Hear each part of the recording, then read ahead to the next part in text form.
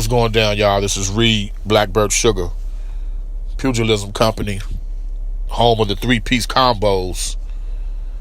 So we're on the precipice of Cinco de Mayo. Triple G against replacement opponent Vanna Smart Erosion. The closer we get to that,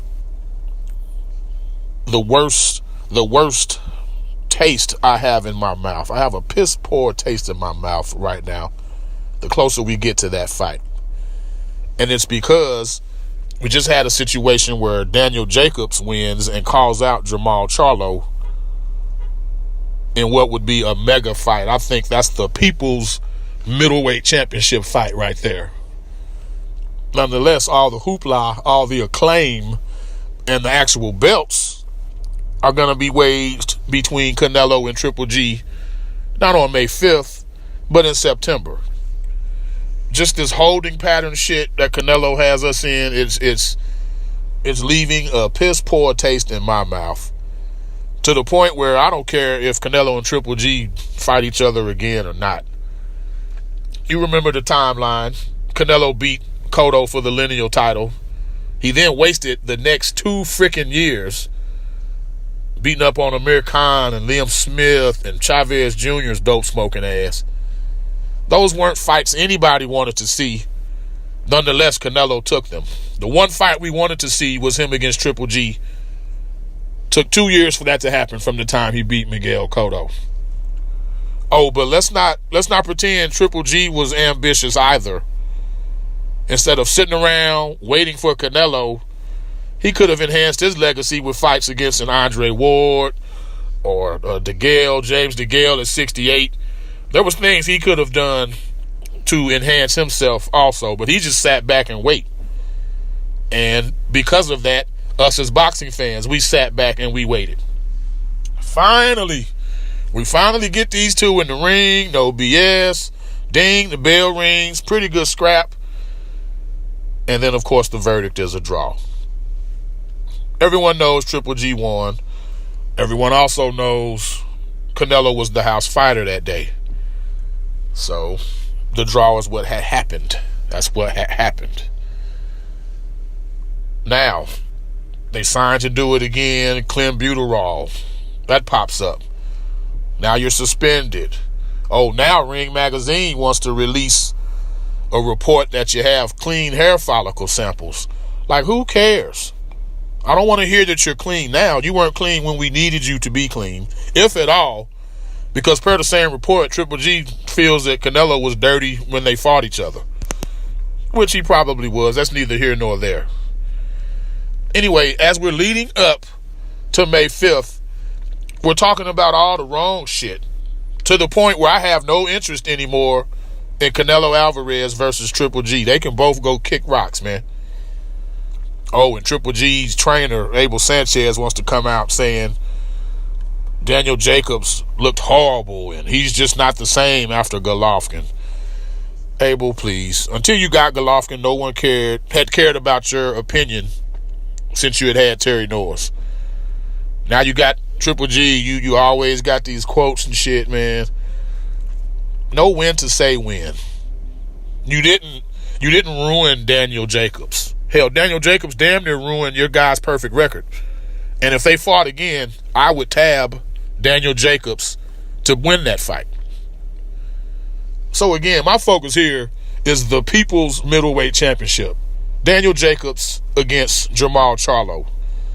Instead of sitting on their asses, which they could, bear in mind, Daniel Jacobs is the mandatory for the WBA middleweight title. Jermall Charlo is the interim WBC champion. These guys could both sit on their ranking until Triple G and Canelo are done doing whatever they're going to do with each other. Hell, it could be, we could get the rematch, we could get a third fight, who knows. A lot of lesser fighters have just sat there on their ranking, knowing that's the big money fight, and be damned what the fans want. But that's not what Jacobs and Charlo are talking about doing. They're going to give us what we want. They're going to give the people what we want. And that's why I'm calling Daniel Jacobs versus Jermall Charlo the People's Middleweight Championship fight. as we get deeper and deeper into fight week, that's where my head is at, y'all. I have little to no interest. I'll watch Triple G and Mark Erosion, but I'm not going to go out of my way to watch it. Same for Triple G, Canelo too. I'll watch it because I'm a boxing fan. That's what I do. But it's not something that I'm clearing my schedule to do. Oh, no. But best believe, if and when Daniel Jacobs and Jamal Charlo throw hands, hey, that's priority one that day. You know, we in you, we out you. I'm going to keep it brief today. Get on to some history. April 30th. April 30th. On this day in boxing history. April 30th, 1952. Man by the name of Eddie Gregory was born. He's better known to boxing fans as Eddie Mustafa Muhammad. Mustafa Muhammad fought in the golden age of the light heavyweight division, which was the early 80s. He beat Marvin Johnson for the WBA title, which he lost to Michael Spinks in 1981. Mustafa Muhammad, he was James Toney before James Toney in a way. Good boxer puncher skill set. He wasn't just all brawler, wasn't just all boxer. He could do both depending on his opponent. He had more one-shot power than Toney, though. But like Toney, he lacked the discipline in terms of keeping his weight down.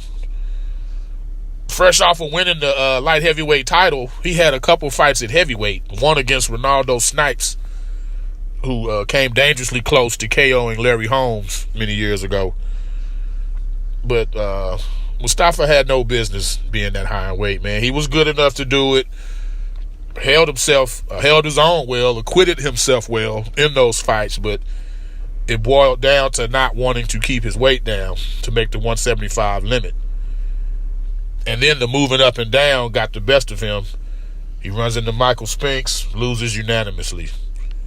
Not that he would have beaten Spinks had he been more disciplined. I'm not saying that at all, but he could have got more out of his career. He's now a well-known trainer. He's at, whenever they do the Mayweather predictions, the Mayweather TV predictions, Eddie Mustafa Muhammad is always one of the dudes that they get an opinion from. Real cool dude.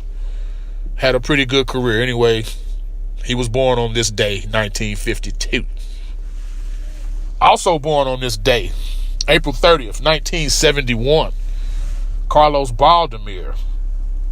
This brother here caught Zab Judah on his worst day as a professional, becoming the lineal welterweight champion in 2006.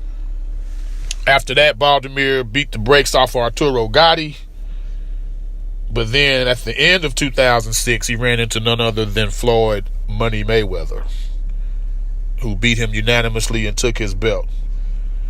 Baldomir had a couple more fights after that. He fought a decision with Vernon Forrest, and Canelo beat the shit out of him, if I'm not mistaken, a little bit after that.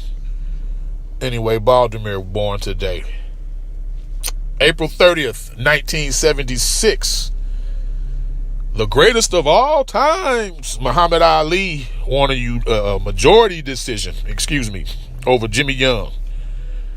Now, most felt Young won that fight.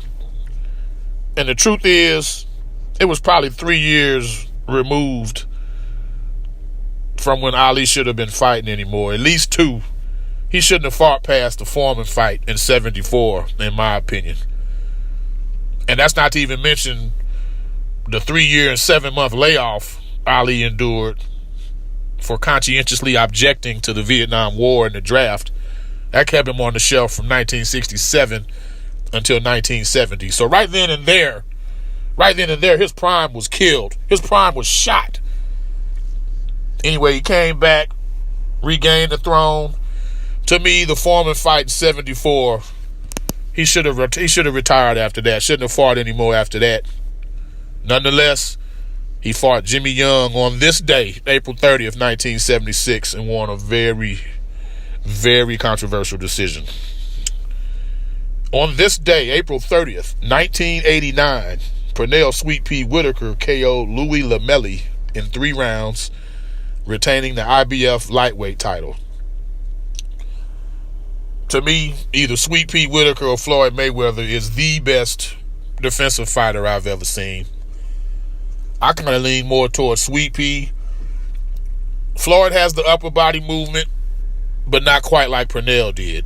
Floyd uses more of his footwork to evade shots, to get in and out of the pocket, out of range of blows.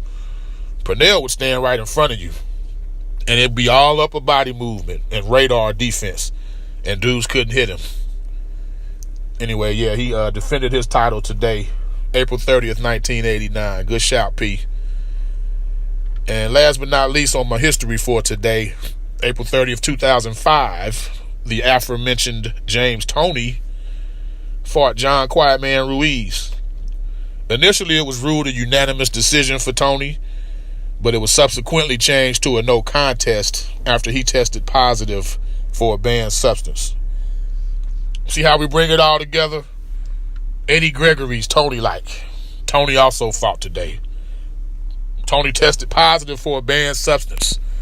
We began the podcast talking about Canelo with his banned substance, clenbuterol using ass. Anyway, y'all, like I said, I was in a funky mood today. It is what it is. Please, comments. Hit your bell notification. Bell icon for notifications. And above all else, God bless. This is Reed BBS with Pugilism Company. Till next time.